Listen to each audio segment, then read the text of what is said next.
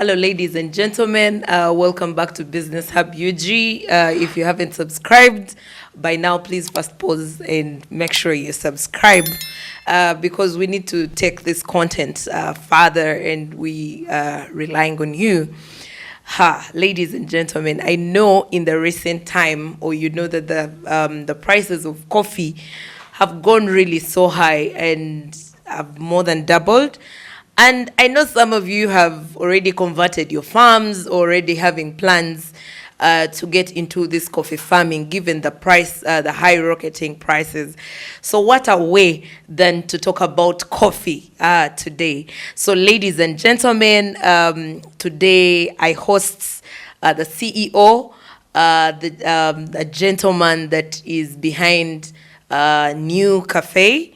And NUCAFE being the National Union of Coffee, Agribusiness and Farm Enterprises. Now, this is one of the largest employers of Uganda's coffee industry that works with over 1.5 million farmers, and then also employs over 1,000 youth in this country.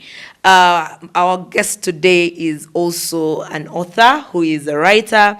He has written several books that some of you could have read, and some of them being Building the Coffee Value Chain, Using the Farmer Ownership Model, then Sustainable Coffee Production, Managing and Leading Farmer Organizations Wisely, and then the Uganda coffee sector we want, among others. Ladies and gentlemen, welcome with me, Mr. Joseph Nkandu. You're most welcome, sir. Thank you. Thank you very much. It's nice to be here.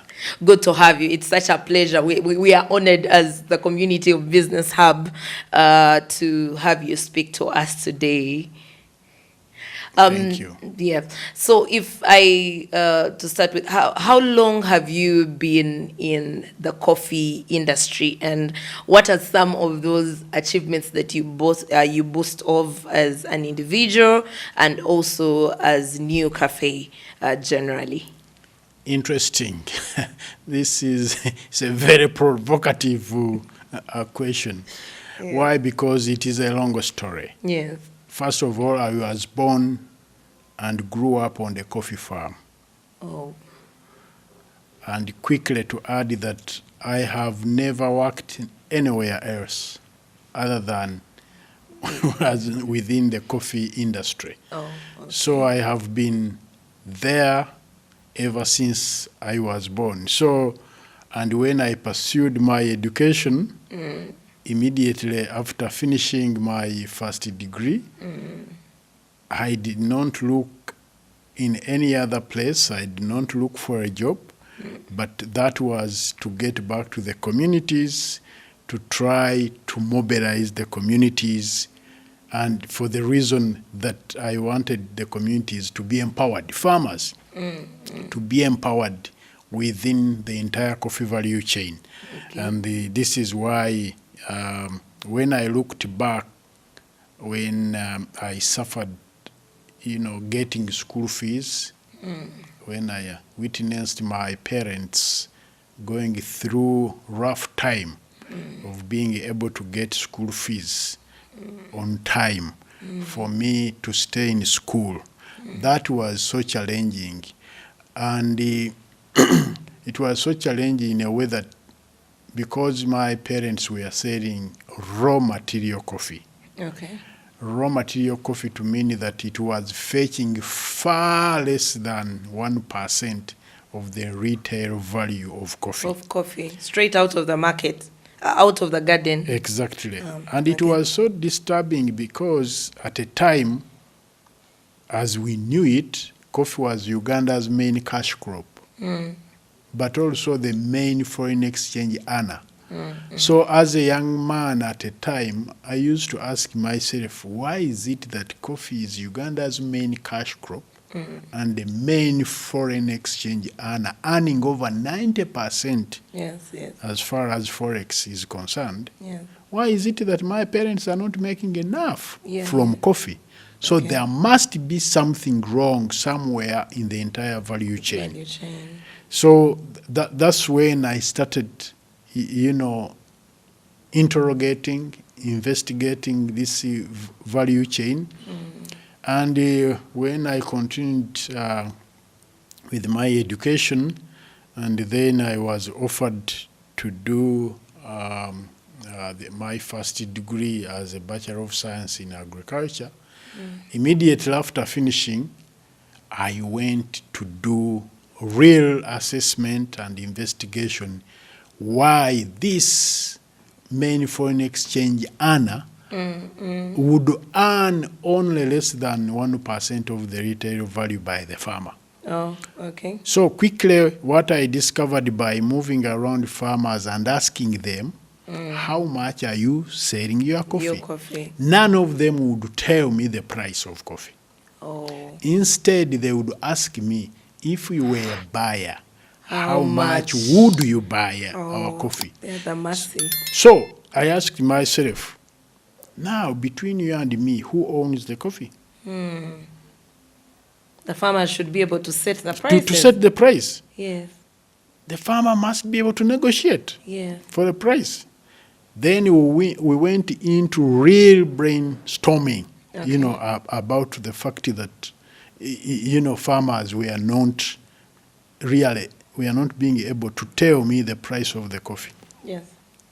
So what came out very, very clearly, that when you ask me how much are you buying, if I was a buyer, it means you are not the owner of the coffee. Yes. Can we build a consensus on this? Okay.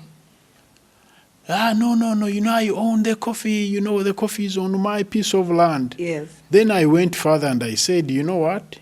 Even you don't own that land.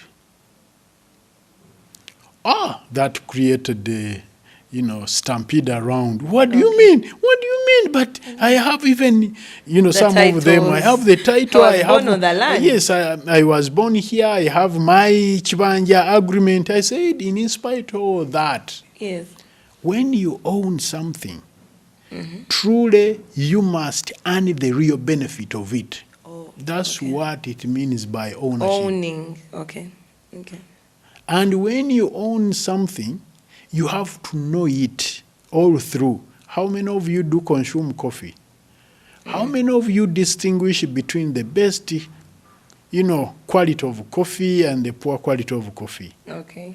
How many of you deliberately make investments and you are able to see these are the profits I have made? Okay.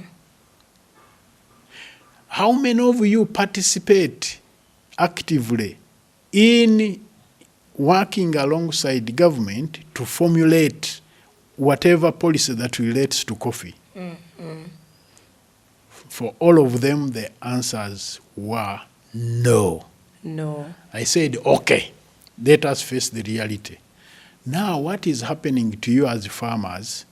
At best, you are custodians. Custodians of the coffee, not of the coffee. owners. Not the owners. But I know for most of you, are interested in football. You know football? Yes. We hear even in Man U and Arsenal and what have you.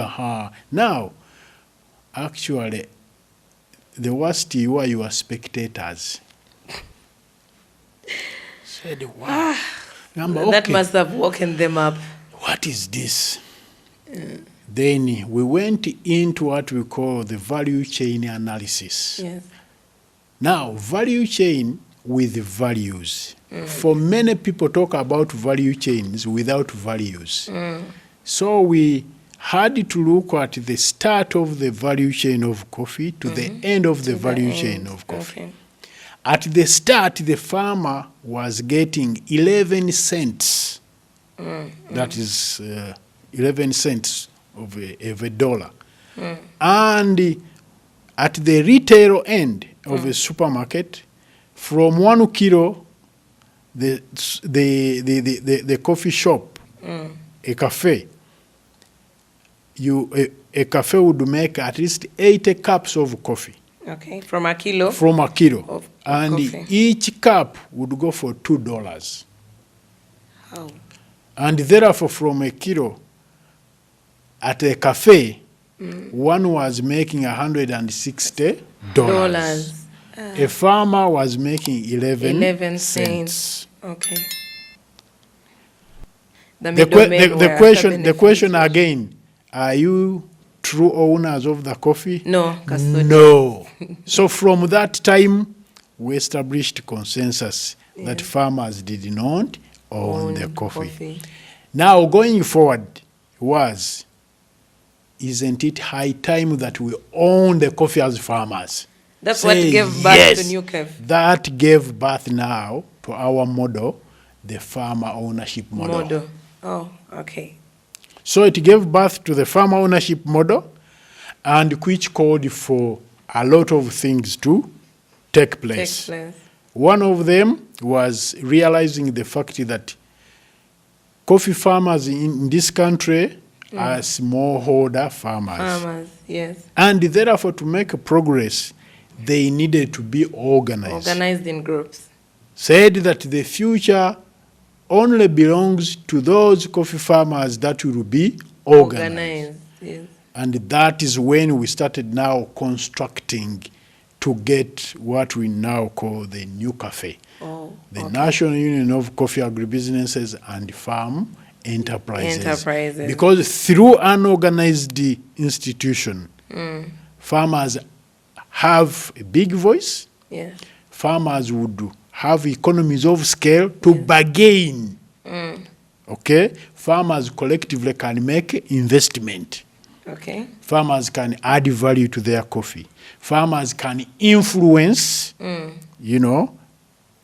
policy. The policies in the coffee. Therefore, what I boast about are a number of milestones that I was able to facilitate and achieve.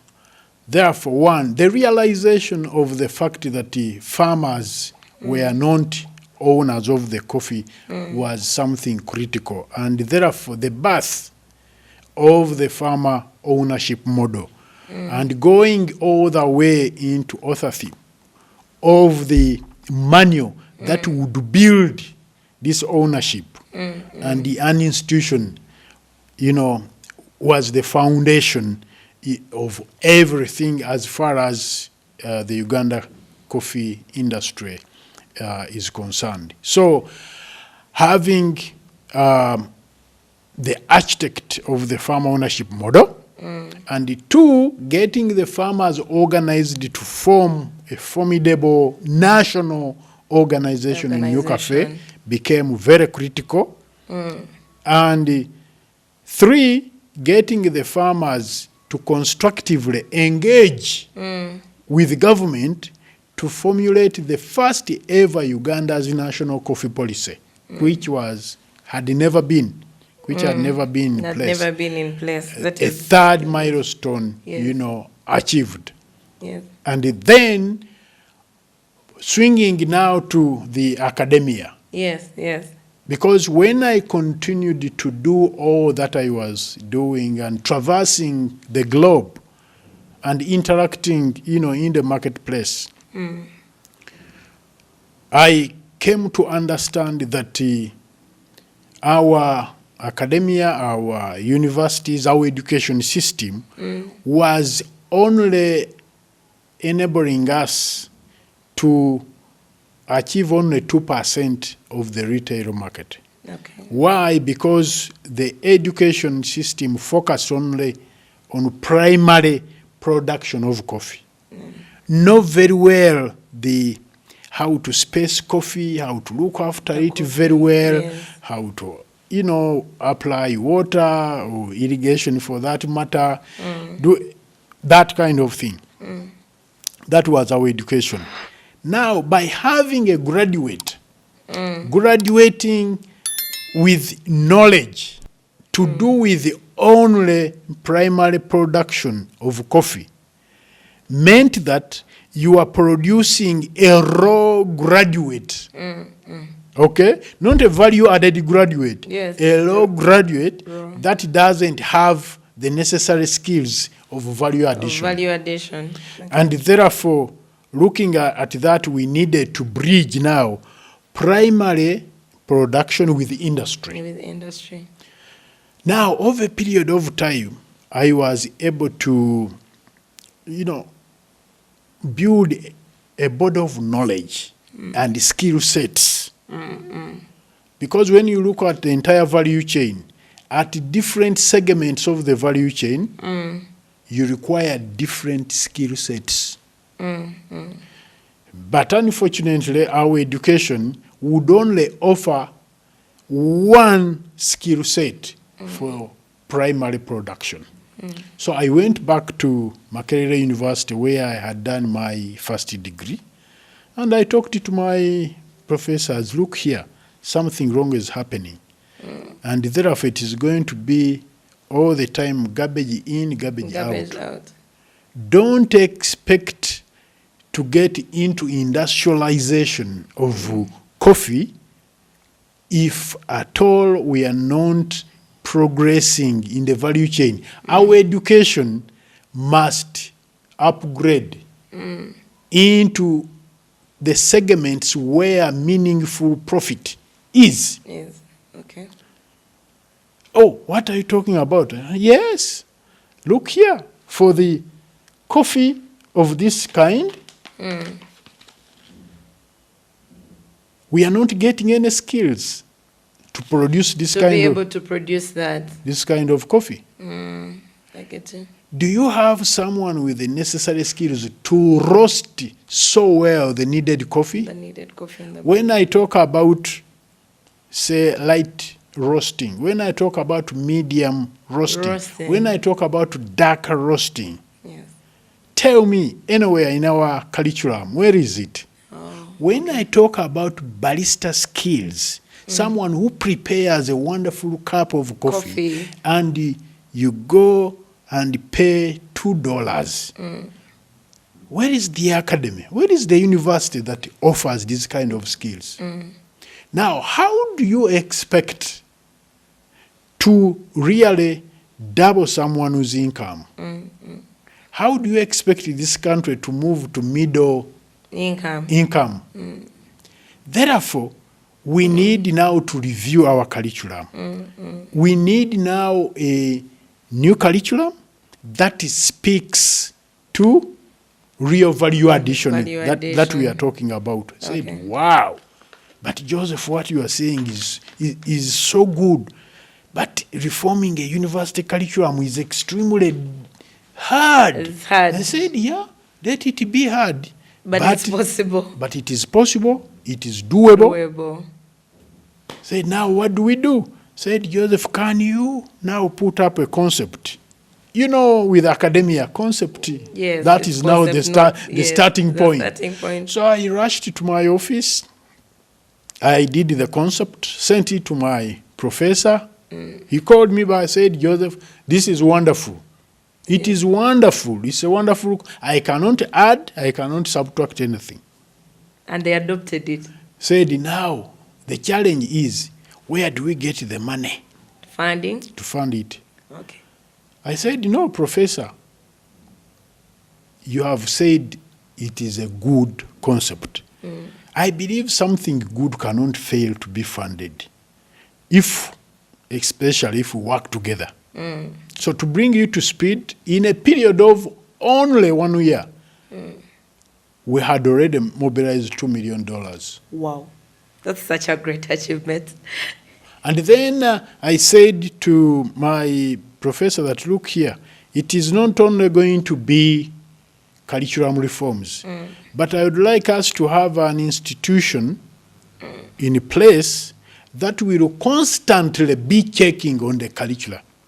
Why? Because skills do expire. Yes. Okay. And for people who don't know, you graduate with a degree, you have had this knowledge, you have had skills, but skills do expire. And they expire even with the advent of technology. They evolve. So we need to have an institution which will live a test of time, which will live beyond us as individuals. And therefore, what I did quickly was to propose the creation of an agribusiness incubator using a consortium of NUCAFE as an organization, Makerere University, and NARO. Yes. And why I needed this tripartite arrangement was that the university was the knowledge generator, but which knowledge is more theoretical and more raw, for lack of a better word. Yes. And then NARO is a research organization. It comes up with the necessary technologies, with the necessary innovations, but they do stay on the shelf. So I'd like to ensure that when we have these three institutions, you have NUCAFE, which is grassroots, which is community-rooted, but at the same time, it is market-oriented. It is more business, oriented. Then you have narrow research, come up with your innovations. Then we have the knowledge generator, but is going to add on skills. Now, we get the younger people, students of the university. Look at NARO, come up with that innovation you've seen or technology NARO has come up with. Can we turn it into business? Okay. And then we come up with a business plan. Now, from then onwards, we look at curriculum reforms. Okay. So we constituted a committee for curriculum reforms at Makerere, and I was part of the committee members. Okay. And then we fully constituted an organization which I founded together now with the professors, which today is called CURAD. Consortium for Enhancing Universities' Responsiveness to Agribusiness Development. As I speak now, CURAD has produced more than 50,000, younger people out there with their businesses, going on. It has empowered many farmer organizations, and it has also retooled professors.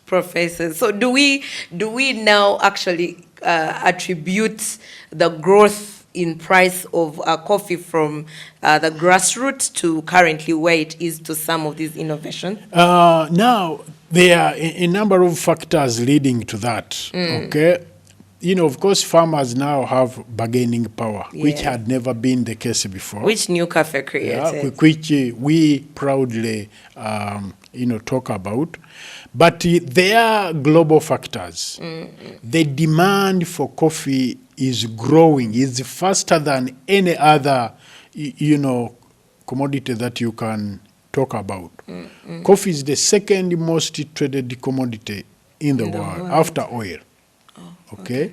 Countries that were never consuming coffee, talk about China, South Korea, and all those other Asian countries, but also producing countries themselves, coffee-producing countries, even Brazil, they were never consuming coffee. But as we speak now, they are consuming a lot of coffee. And this demand seems to be going high every time. The demand is higher than production. Oh, than production. And what that means is that prices have got to skyrocket. Especially now, prices of the raw commodity. But my appeal to anyone that is watching these prices of green coffee is not to be deceived by these prices. The prices. Our agenda is value addition.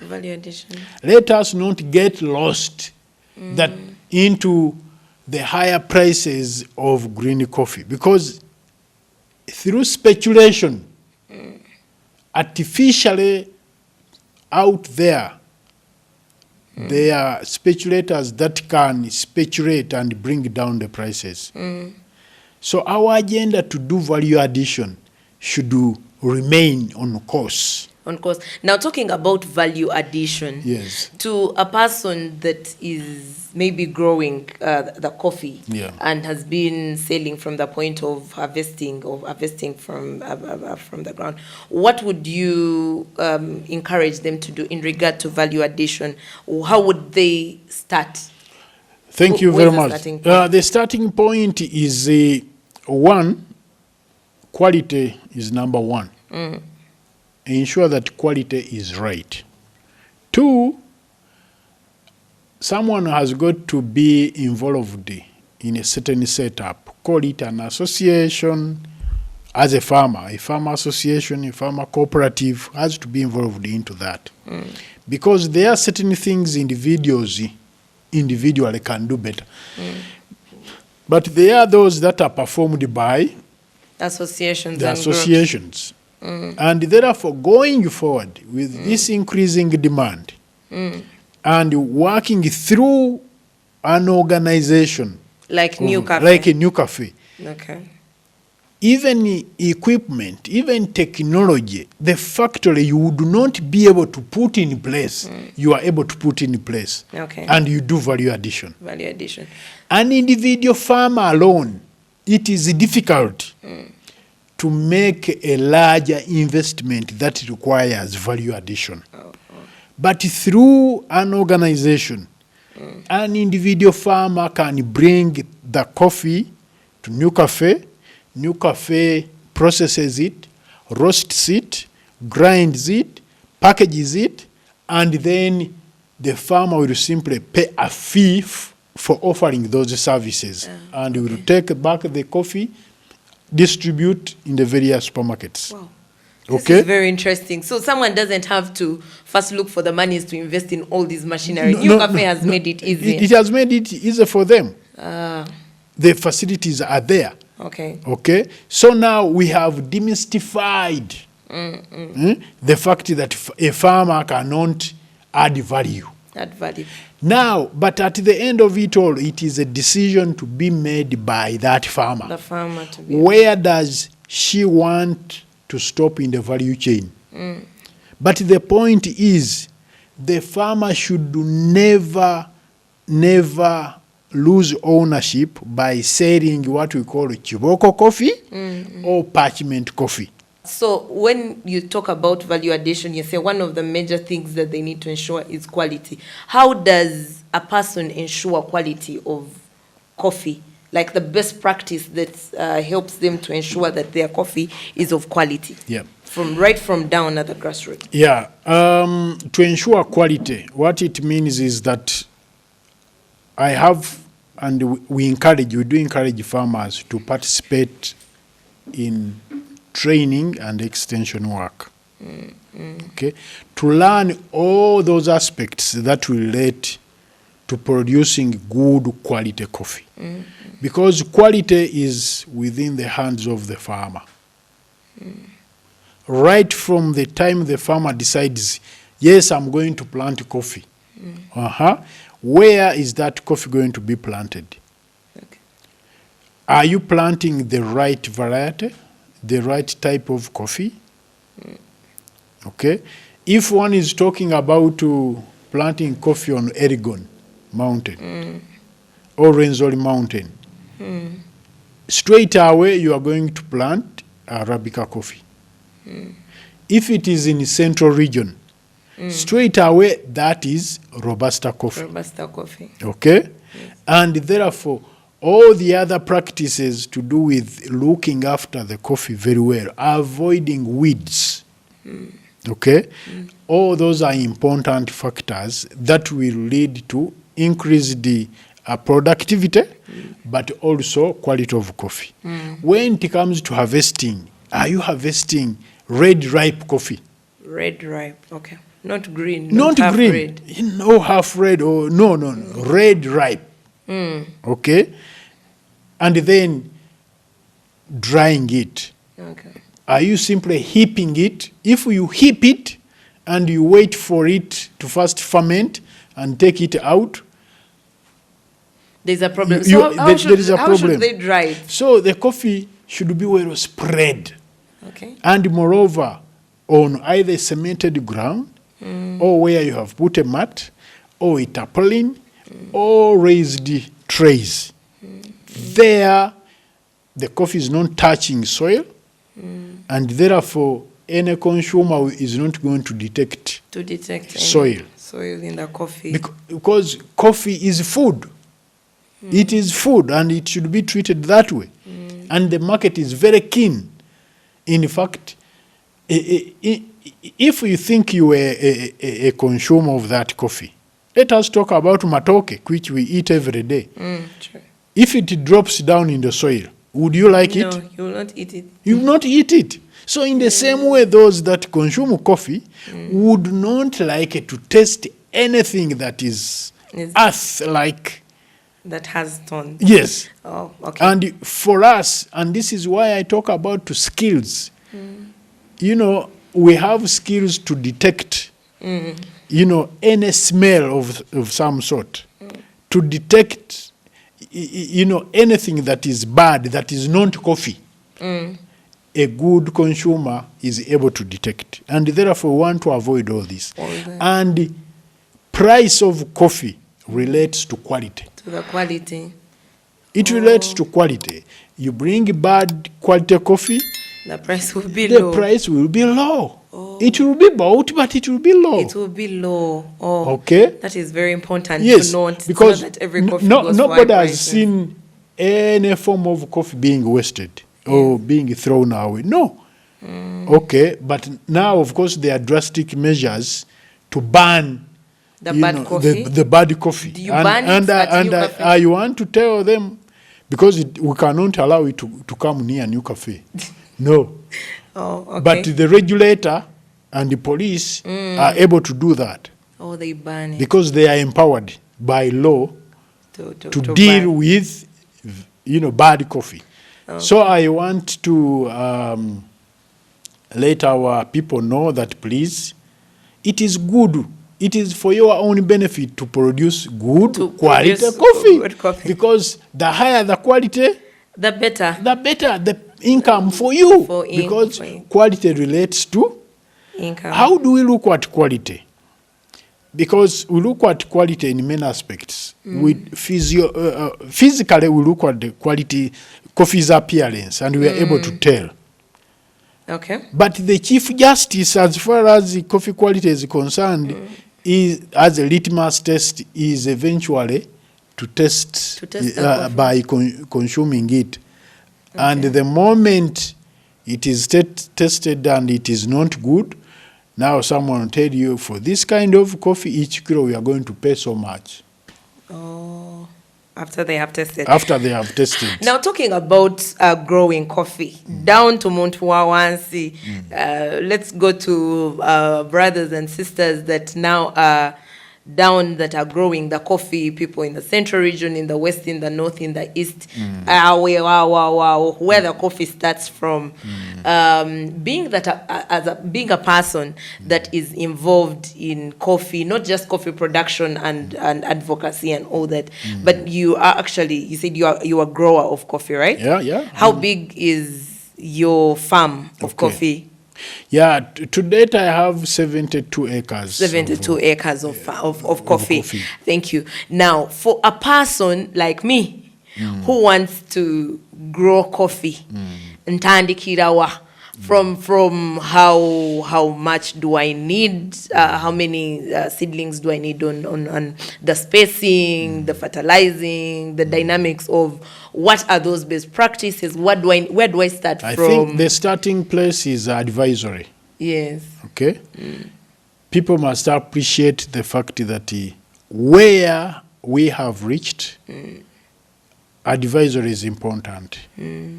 And you want to fasten to say that application of science is critical. Okay? It doesn't matter in terms of acreage. It will depend on one's capacity. How many acres do you want to plant coffee? Okay? I will talk about basically an acre. Okay? Yes. To start with. Yes. And first learn from 1 acre, and then you can continue expanding. Yes. But from the advisory that a farmer can get just with 1 acre. And this is why we say knowledge keeps, evolving. For those that came before me or even during my younger, youth time, coffee was, like a Robusta coffee, was always spaced at 3 meters by 3 meters. 3 meters, yes. Now, as we have continued to move on with the entrepreneurial understanding coming into play and the application of science together with entrepreneurship, now we have moved away from that.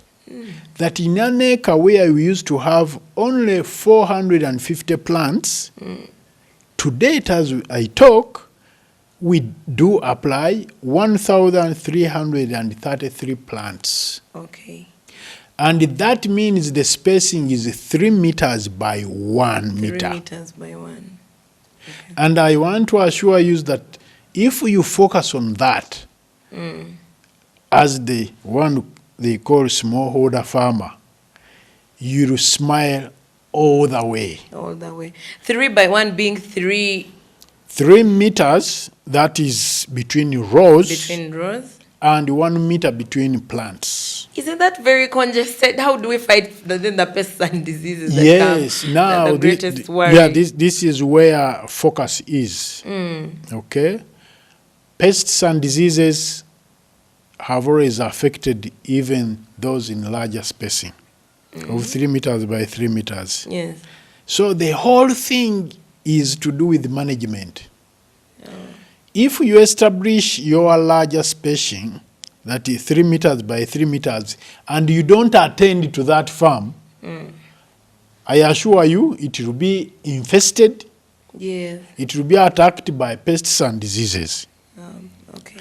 In the same way, if you do spacing, reduced spacing of 3 meters by 1, and you don't manage very well, you don't fight pests and diseases, for sure you are going to lose it all. Yeah. So the point I'm making here, whatever scenario, larger or reduced spacing, management is very, very important. A straightforward answer would be, for families that have, say, 10 members in the household, and families with only 3 members of the household, do we say that those ones of 3 members of the household don't suffer from any disease? No. Maybe the cost that comes with managing them is a little smaller than managing these ones that is big. That is it. So it means, regardless of size of the farm, of spacing, you can easily suffer from pests and diseases. But managing, and that is application of science, is what is important. And why it has become even more important today is the fact that climate change is with us, which was never the case before. Okay. With climate change, it means the likelihood for epidemics. We are now talking about black twig borer. We've been talking about coffee root disease, anti-stare bugs, leaf rust, and all this. They become very eminent. So it is all about managing. The other thing to deal with, because this is completely new spacing, is that the other spacing had become more cultural.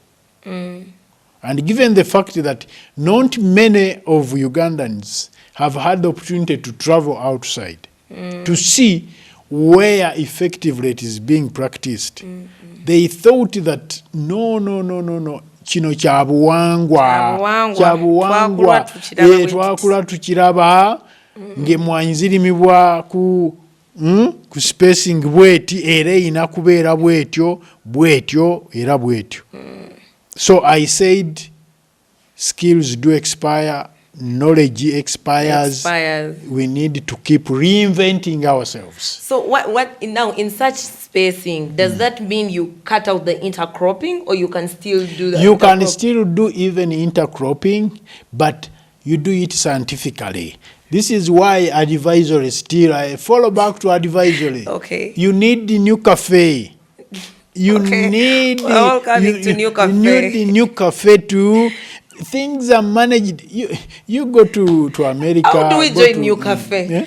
As young farmers who are coming up. You can join NUCAFE to become a member, but NUCAFE can be simply a service provider to you. So whichever way you decide. Whichever way you decide. You can be both. You can be one. You reach out to the website. Membership, the application form is there. Is there a fee? Oh, indeed. You see the entire criteria. Okay. Yes, and you become one. And you are seeking for advisor to establish a farm, the team will be given to you. Okay. Okay? And we do on-farm trainings. And we take you all the way through the value chain. In fact, we are interested in getting the farmer to know how the market is. Okay.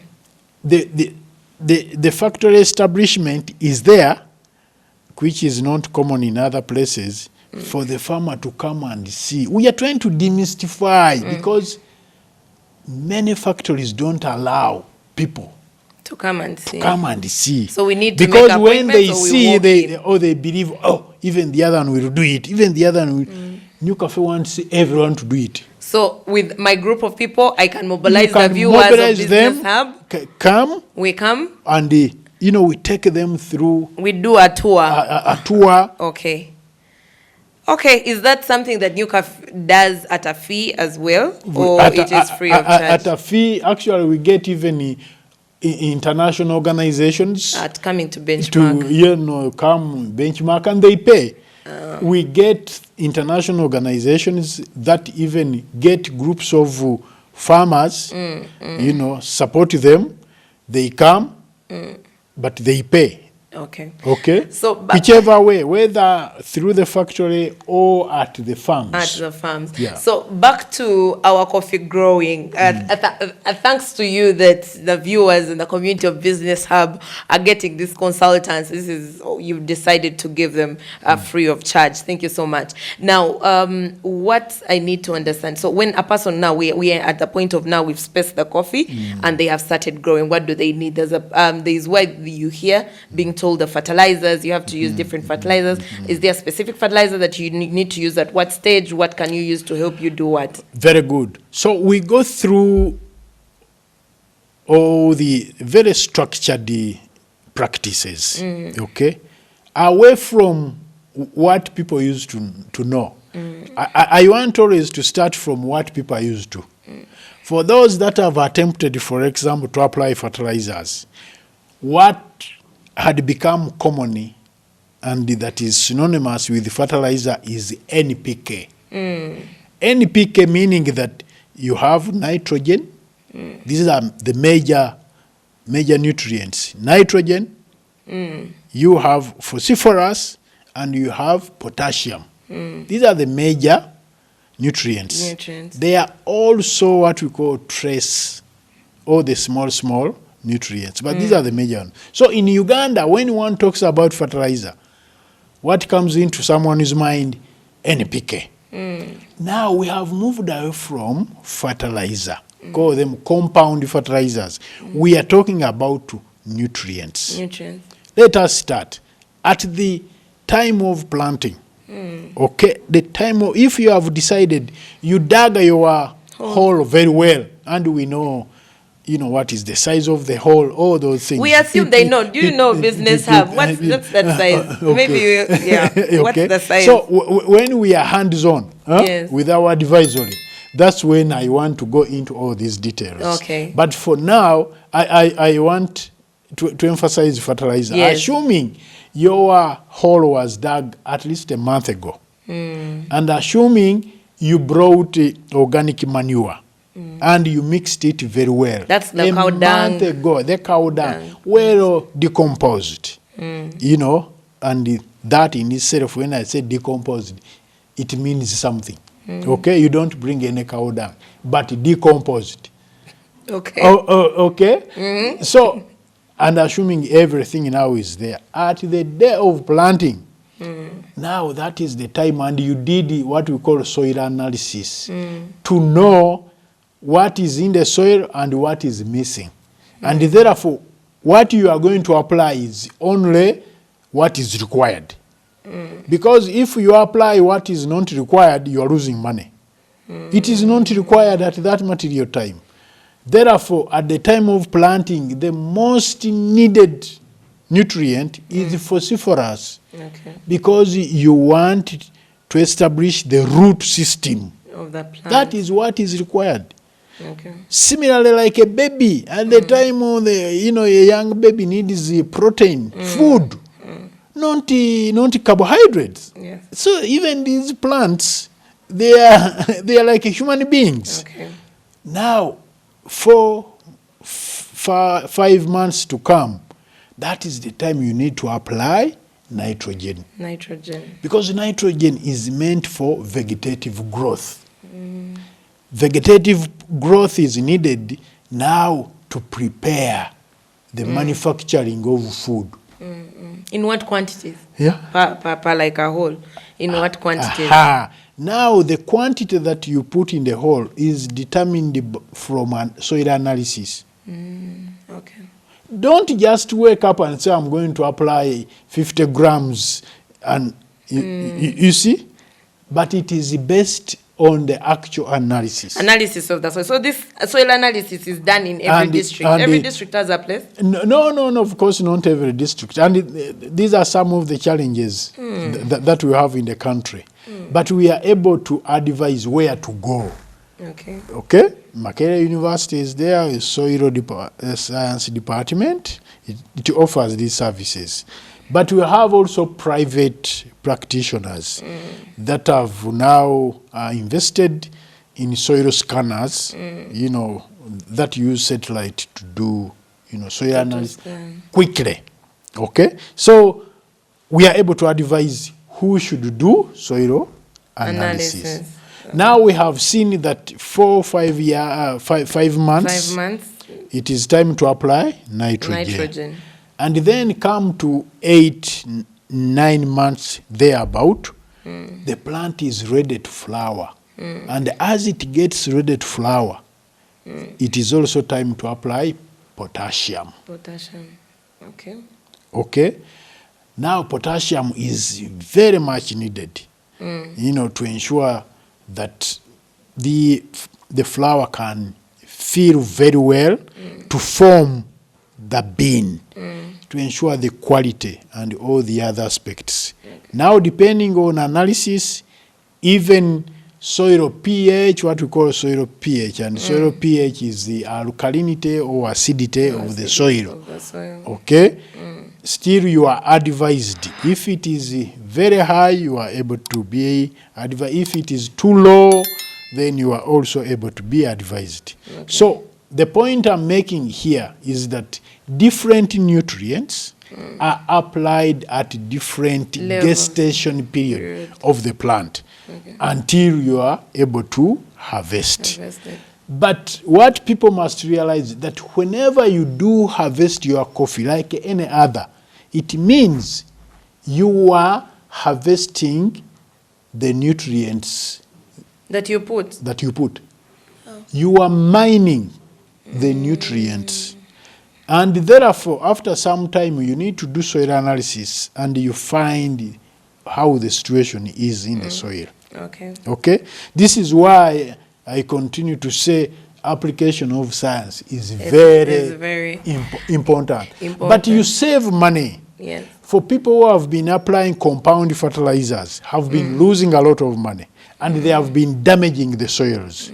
You are putting more phosphorus where it is not needed. Where it is not necessary. Okay? Yes. And when you put more of this phosphorus, I'm telling you, eventually you will start to see that those soils, are not behaving in the way in the way that they should. That they should. Now, at that point of where the plant is growing, there are some coffee plants where you find it has grown as one stem, while some you find it's 3 or 4. And of course, the more the better. I don't know how many should those be, or if mine is bringing 1, how do I help it? I'm quite happy that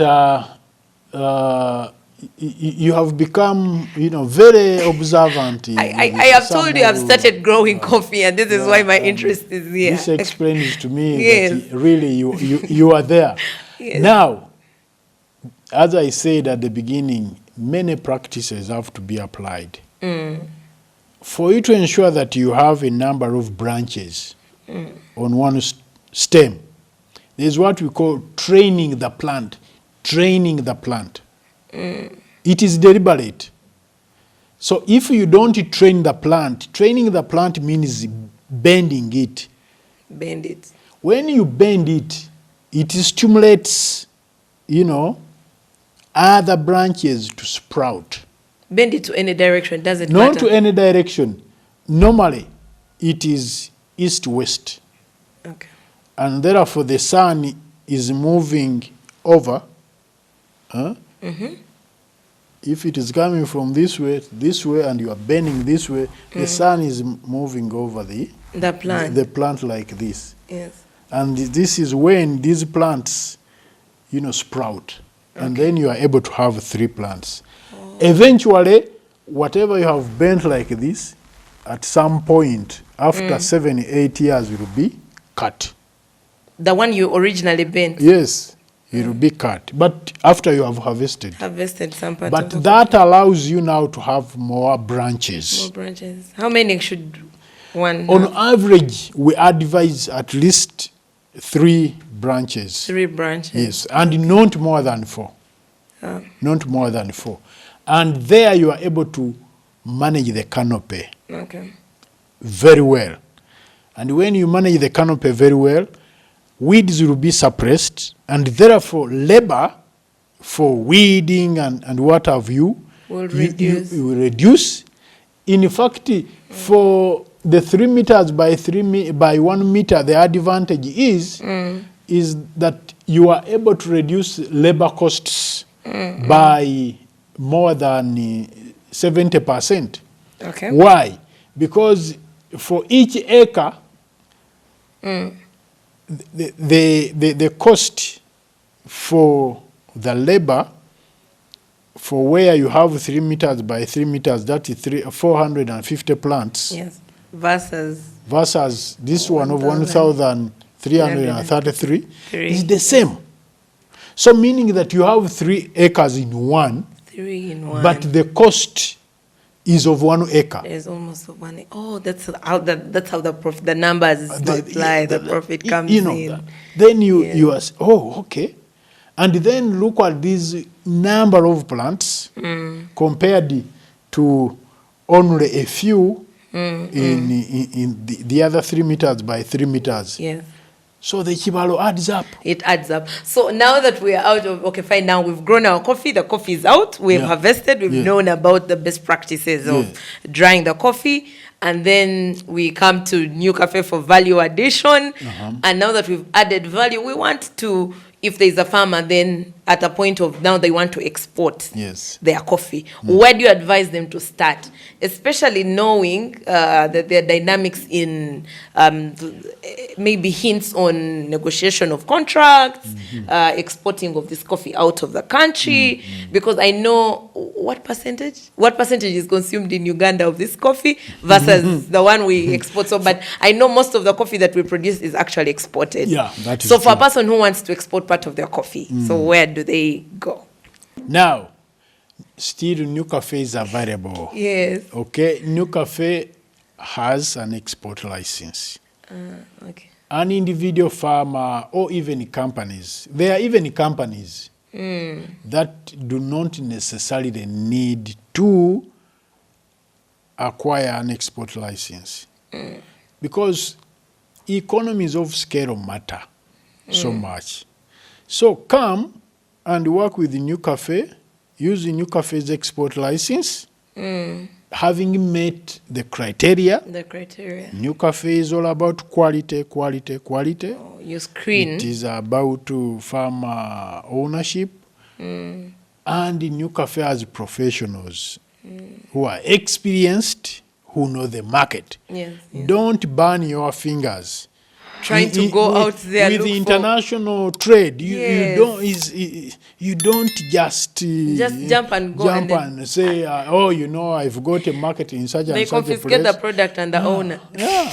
So please, NUCAFE is available, Okay. and I want to appeal to farmers. I want to appeal to companies, young companies that have come up, the professionals, the experienced people who know the market with NUCAFE. NUCAFE is doing all that it is doing with a lot of patriotism. You know, we want to see, you know, a sector that is booming, not only booming for the current, you know, generation, but also for future generations. Speaking of NUCAFE, I know on top of helping farmers and all those people or the people, individuals to package their products and all that, NUCAFE has products that it has products. It actually goes on and produces its own coffee. Yes. Maybe, and these are some of the samples that we have. Maybe you can, Yeah. viewers, NUCAFE this community needs to consume this coffee. NUCAFE has different brands. Yes. For example, it has Omukago. Okay. Omukago, this is a blend between, call it an intermarriage between Arabica coffee and Robusta coffee. It's wonderful. It's wonderful. Okay. It has NUCAFE itself, which is a pure Arabica brand. Okay. It is wonderful. Get to supermarkets out there. Come, you can get the coffee directly from NUCAFE factory. If you want in larger quantities. Come also to Coffee House on Ginger Road, in the building where we are together with Uganda Coffee Development Authority, UCDA, and obtain the very best. No, not any other that has this kind of coffee. Of coffee. Okay. So nice. Coffee with like a human face. Okay. Coffee that is so compassionate about transforming our communities where this coffee is produced. So the coffee that empowers the farmers. Okay, so this is actually a coffee that is packaged just in the different packaging. There is 100 grams and then there is 250 grams. There is also 50 grams. Yes. There is also 10 grams and 20 grams. Oh. Also half a kilo. And when one wants a full kilo, still we package. Are these prices already fixed that you would tell the community here or the viewers if they want to find them? Yeah, but we can always negotiate. Yes. Okay. Yes. But you'll find that for the 250 grams, yes, you pay only 10,000. 10,000. Coffee? Who Yes. feels like coffee Yes. like I do? Yeah. Yes. For the 100 grams, Yes. you pay your, 5,000. 5,000. And then we have also the 10 gram. Yes, you part with your 1,000. Why not? Why not? Yeah. Who feels like coffee like we do? We already feel like coffee. Okay, now, as we come to conclusion, I know we can talk about coffee the whole day. Until cows come back Until the cows come back home. Yeah. As a person that has been at the center of advocacy, policy development, and then also working with the farmers, what are some of these challenges that you see that still exist that people who are going to come into the coffee industry need to be aware of, and also those that the things that the policy makers need to pay attention to, that we need to call their attention to in regard to coffee? To ensure that coffee production is sustainable, we have to be mindful of climate change. Because it is real.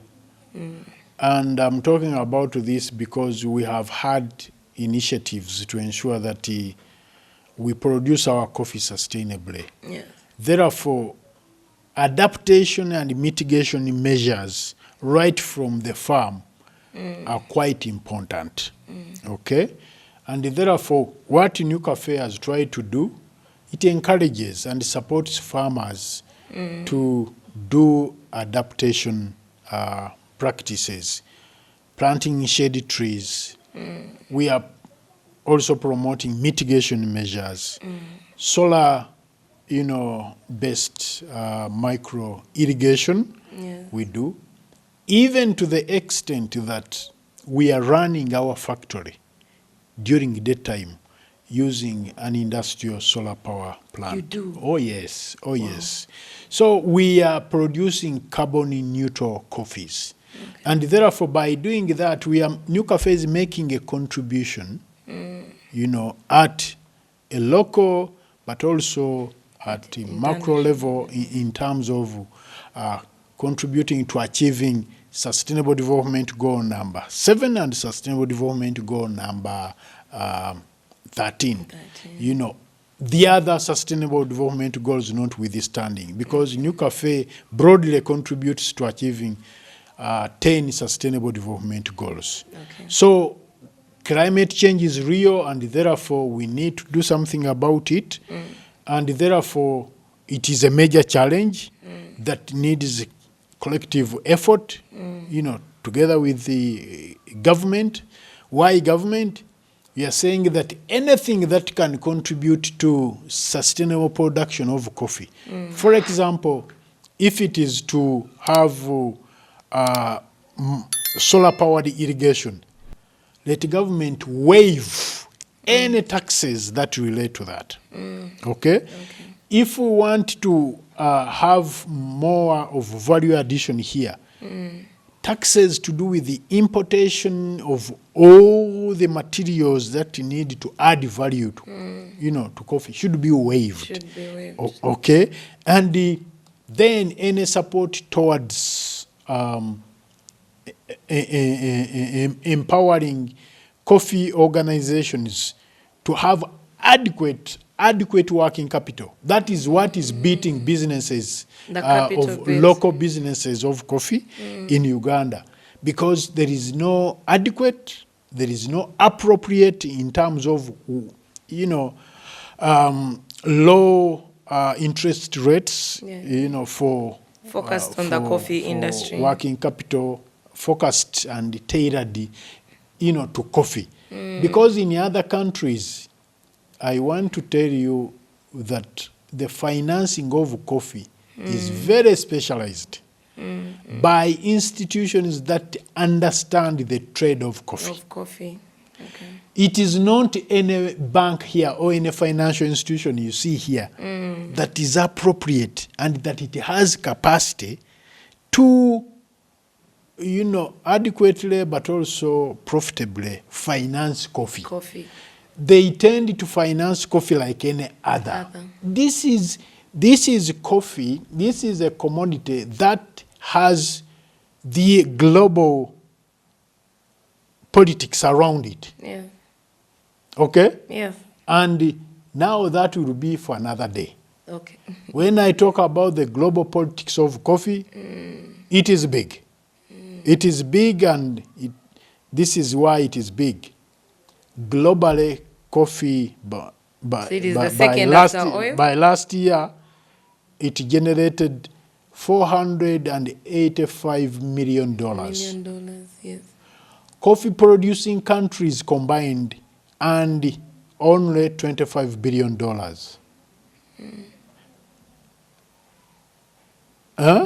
Coffee producing countries combined and only 25. So $25 billion against 485.